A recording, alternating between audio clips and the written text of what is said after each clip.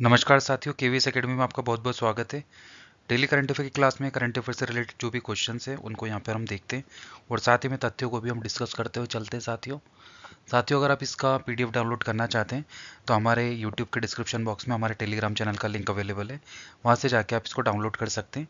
तो आइए पहले क्वेश्चन की तरफ चलते हैं साथियों। जिमी कार्टर किस देश के पूर्व राष्ट्रपति थे साथियों जिनका हाल ही में निधन हो गया है? ऑप्शन है यूके, यूएसए, जर्मनी या ब्राजील। साथियों इसका सही उत्तर देने का प्रयास करें कमेंट सेक्शन में। साथियों इसका सही उत्तर है ऑप्शन बी, यूएसए। आइए इनके बारे में देख लेते हैं। तो ये यूएसए के पूर्व राष्ट्रपति और नोबेल शांति पुरस्कार विजेता जिमी कार्टर का निधन हो गया है साथियों। और ये यूएसए के 39वें राष्ट्रपति थे। ठीक है, उनका जो टेन्योर था साथियों वो 1977 से 1981 तक सेवा देने वाले कार्टर को मानवाधिकारों और वैश्विक शांति के प्रति उनकी प्रतिबद्धता के लिए याद किया जाता है। ठीक है साथियों, आइए अगला क्वेश्चन देख लेते हैं। हाल ही में ICC cricketer of the year के लिए किसे नॉमिनेट किया गया है साथियों? ऑप्शन है विराट कोहली, सूर्य कुमार यादव, अर्शदीप या जसप्रीत बुमराह। तो साथियों इसका सही उत्तर है ऑप्शन सी, अर्शदीप सिंह को। आइए इनके बारे में देखते हैं। तो भारतीय तेज गेंदबाज अर्शदीप सिंह को एक शानदार सीजन के बाद आईसीसी पुरुष टी20 क्रिकेटर ऑफ द ईयर पुरस्कार के लिए नॉमिनेट किया गया है। ठीक है साथियों, और इन्होंने संयुक्त रूप से सबसे अधिक विकेट लेने वाले गेंदबाज के रूप में भी उभरे। और अगर महिला क्रिकेटर की बात करें साथियों तो स्मृति मंधाना को वनडे महिला cricketer of the year award के लिए नॉमिनेट किया गया है। ठीक है, आइए अगला क्वेश्चन देख लेते हैं। हाल ही में सीनियर राष्ट्रीय पुरस्कार हैंडबॉल का टाइटल किस टीम ने जीता है? ऑप्शन है चंडीगढ़, हरियाणा, मध्य प्रदेश या केरल। तो साथियों इसका सही उत्तर है ऑप्शन डी, केरल के द्वारा। आइए इसके बारे में देखते हैं। तो केरल की राष्ट्रीय पुरुष हैंडबॉल टीम ने हाल ही में सीनियर राष्ट्रीय पुरुष हैंडबॉल का टाइटल जीत लिया है। ठीक है साथियों, और ये टूर्नामेंट का 53वां संस्करण था जिसका आयोजन चंगानासेरी में किया गया था।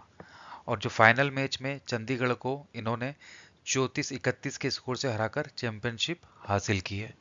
आइए अगला क्वेश्चन देखते हैं साथियों। महिला विश्व रैपिड शतरंज चैंपियनशिप का टाइटल किसने जीता है साथियों? तो साथियों इसका सही उत्तर है ऑप्शन सी, कोनेरू हम्पी ने ये जीता है। ठीक है साथियों, आइए इनके बारे में देखते हैं। कोनेरू ने न्यूयॉर्क में आयोजित 2024 FIDE महिला विश्व रैपिड शतरंज चैंपियनशिप जीतकर इतिहास रचा है। ठीक है साथियों, इस प्रतिष्ठित प्रतियोगिता में ये इनका दूसरा खिताब है। हम्पी ने 11 राउंड में प्रतिभाशाली 8.5 अंक बनाए जिससे फाइनल मैच में इंडोनेशिया की आयरिन सुकंदर पर निर्णायक जीत इनकी हुई है। ठीक है साथियों, आइए अगला क्वेश्चन देख लेते हैं। हाल ही में किसे मेलबर्न क्रिकेट क्लब की सदस्यता से सम्मानित किया गया है? ऑप्शन है अजय जडेजा, जेम्स एंडरसन, सचिन तेंदुलकर या राहुल द्रविड़। तो साथियों इसका सही उत्तर देने का प्रयास करें कमेंट सेक्शन में। तो साथियों इसका सही उत्तर है ऑप्शन सी, सचिन तेंदुलकर। आइए इनके बारे में देख लेते हैं। तो मेलबर्न क्रिकेट क्लब ने हाल ही में महान भारतीय खिलाड़ी सचिन तेंदुलकर को संस्था का मानद सदस्य बनाने का निमंत्रण दिया था जिसे उन्होंने स्वीकार कर लिया है। ठीक है साथियों, तो ऑस्ट्रेलिया के सबसे पुराने खेल क्लबों में से एक MCC की स्थापना 1838 में हुई। तेंदुलकर ने MCG में सबसे ज़्यादा टेस्ट रन बनाने वाला भारतीय बल्लेबाज है। तो सबसे ज़्यादा इन्होंने टेस्टों में रन बनाया है। ठीक है साथियों, आइए अगला क्वेश्चन देखते हैं। हाल ही में प्रो कबड्डी लीग का टाइटल किसने जीता साथियों? तो साथियों इसका सही उत्तर है ऑप्शन ए, हरियाणा स्टीलर्स ने। आइए इनके बारे में देख लेते हैं। तो हरियाणा स्टीलर्स ने 19 दिसंबर 2024 को पुणे के श्री शिव छत्रपति स्पोर्ट्स कॉम्प्लेक्स में आयोजित फाइनल में पटना पायरेट्स को 32-23 से हराकर अपना फाइनल प्रो कबड्डी लीग खिताब जीता है। ठीक है साथियों, ये जीत स्टीलर्स के लिए एक महत्वपूर्ण उपलब्धि है जो सीजन के 11 के दौरान लीग फेज में टॉप पर रही। ठीक है साथियों, आइए अगला क्वेश्चन देख लेते हैं।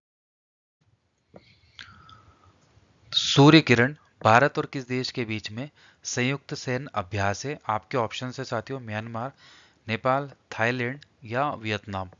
तो साथियों इसका सही उत्तर देने का प्रयास करें कमेंट सेक्शन में। तो साथियों इसका सही उत्तर है ऑप्शन बी, नेपाल। आइए इसके बारे में देख लेते हैं।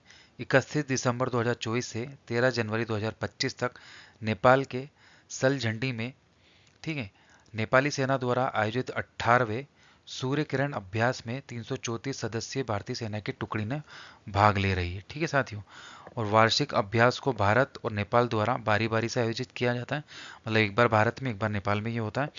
और जो इसका प्रीवियस वाला संस्करण था, 17वां संस्करण, तो उत्तराखंड के पिथौरागढ़ में आयोजित किया गया था। ठीक है साथियों, तो इसका उद्देश्य क्या है साथियों इस अभ्यास का, सूर्य किरण का? भारतीय और नेपाली सेना के जवानों के बीच संबंधों को मजबूत करना और उनके पेशावर कौशल में सुधार करना। ठीक है साथियों, आइए अगला क्वेश्चन देख लेते हैं। अगले क्वेश्चन से पहले नेपाल कंट्री के बारे में देख लेते हैं साथियों। नेपाल दक्षिण एशिया में स्थित एक देश है और ये एक बहुत खूबसूरत दक्षिण एशियाई स्थलतुत राष्ट्र है साथियों। ठीक है, और नेपाल के उत्तर में चीन का स्वायत्ताशी प्रदेश स्थित है, तिब्बत, और दक्षिण पूर्व और पश्चिम में भारत है। ठीक है साथियों, नेपाल विश्व के प्रतिशत के आधार पर सबसे बड़ा हिंदू धर्मावलंबी राष्ट्र है। और नेपाल की जो राजभाषा क्या है साथियों? नेपाली है। और नेपाल के लोगों को नेपाली कहा जाता है। ठीक है साथियों, ये आप याद रखिएगा। और राजधानी क्या है? काठमांडू। और अभी जो करंट राष्ट्रपति वो रामचंद्र पौडेल हैं। ठीक है, और जो करंट पीएम है यहाँ के वो खड़गा प्रसाद ओली हैं। ठीक है, इनके बारे में आपने सुन रखा होगा। आइए अगला क्वेश्चन देख लेते हैं। समाचारों में देखा गया हरा केकड़ा किस क्षेत्र का मूल निवासी है? ऑप्शन से अटलांटिक महासागर और बाल्टिक सागर, ईरान और कुवैत, लाल सागर या अंटार्कटिका। तो साथियों इसका सही उत्तर ऑप्शन है अटलांटिक महासागर और बाल्टिक सागर। आइए इनके बारे में देखते हैं। तो कैलिफोर्निया के अल्कहॉन स्लो में समुद्री उदबिलाव की बढ़ती आबादी ने आक्रामक हरे केकड़े की आबादी को नियंत्रित किया है। ठीक है साथियों, हरे केकड़े जिन्हें शोर केकड़े भी कहा जाता है, दुनिया के शीर्ष 100 आक्रामक प्रजातियों में से ये एक है। ये काफी डेंजरस होते हैं साथियों। वे अटलांटिक महासागर और बाल्टिक सागर के मूल निवासी है और ये ऑस्ट्रेलिया, दक्षिण अफ्रीका और दक्षिण अमेरिका में भी फैले हुए हैं। मतलब यहाँ पे भी ये पाए जाते हैं। वे छोटे क्रस्टेशियन और मोलस्क और कीड़े खाते हैं, समुद्री घास के बिस्तर को नुकसान पहुंचाते हैं और शिकार प्रजातियों को अत्यधिक शिकार करते हैं। ठीक है साथियों, हरे केकड़े स्थानीय प्रजाति को पछाड़ देते हैं, तटीय परिस्थितिकी तंत्र को बाधित करते हैं। आइए अगला क्वेश्चन देखते हैं साथियों। अपर सियांग जल विद्युत परियोजना किस राज्य में स्थित है? साथियों आपके ऑप्शन है असम, मणिपुर, मिजोरम या अरुणाचल प्रदेश। साथियों इसका सही उत्तर देने का प्रयास करें कमेंट सेक्शन में। तो साथियों इसका सही उत्तर है ऑप्शन डी, अरुणाचल प्रदेश में स्थित है। आइए इसके बारे में देखते हैं। तो भारत ने तिब्बत में यारलुंग त्वासम्पो पर चीन की योजनाबद्ध 60,000 मेगावाट बांध के लिए एक रणनीतिक जवाब के रूप में अरुणाचल प्रदेश में 11,000 मेगावाट की ऊपरी सियांग जल विद्युत परियोजना का प्रस्ताव रखा है। ठीक है साथियों, यह परियोजना ब्रह्मपुत्र के ऊपरी हिस्से में सियांग नदी पर स्थित है। स्थानीय लोगों के लिए यह आने सियांग मां सियांग के रूप में सांस्कृतिक महत्व भी रखती है साथियों। ठीक है, इस परियोजना का उद्देश्य क्या है कि चीन की बांध निर्माण योजनाओं के बीच भारत की रणनीतिक स्थिति को मजबूत करना और जल संसाधनों का प्रभावी ढंग से प्रबंधन भी करना है। ठीक है साथियों, ये क्षेत्र आदि जनजातियों का घर है जो पहाड़ी इलाकों में सीमित खेती के विकल्प के कारण नदी के किनारे की खेती पर निर्भर करते हैं, मतलब पानी की खेती पर निर्भर करते हैं। ठीक है साथियों, तो इससे रिलेटेड क्वेश्चन बन सकते हैं। हाल ही में चाइना ने भी एक डैम यहाँ पे बनाने का प्रस्ताव रखा था, तो उसी के काउंटर में हमने ये प्रस्ताव रखा है। ठीक है साथियों, आइए अगला क्वेश्चन देख लेते हैं। पुरातत्वविदों ने हाल ही में किस हड़प्पा स्थल पर 5,000 साल पुरानी जल प्रबंधन प्रणाली की खोज की है साथियों? ऑप्शन है लोथल, कालीबंगन, राखीगढ़ी या रोपड़। तो साथियों इसका सही उत्तर देने का प्रयास करें कमेंट सेक्शन में। साथियों सही उत्तर है ऑप्शन सी, राखीगढ़ी। आइए इसके बारे में देखते हैं।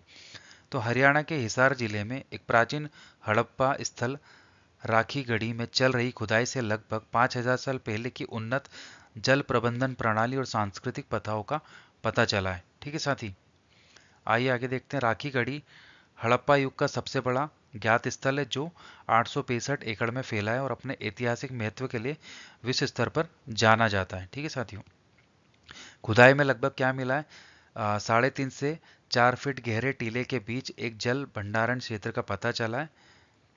ठीक है, जो उन्नत जल प्रबंधन को दर्शाता है साथियों। ठीक है, चोटांग जो दृश्यवती नदी का एक सूखा हुआ नदी तल भी खोजा गया है, जिससे स्थल को ऐतिहासिक महत्व और बढ़ जाता है। ठीक है साथियों, आइए अगला क्वेश्चन देख लेते हैं। हाल ही में समाचारों में देखा गया हेलिकोबैक्टर पाइलोरी किस प्रकार का रोगजनक है? साथियों, आपके ऑप्शन है वायरल, बैक्टीरियल, फंगल या प्रोटोजोआ। तो साथियों, इसका सही उत्तर है ऑप्शन बी, बैक्टीरियल। आइए इसके बारे में देखते हैं।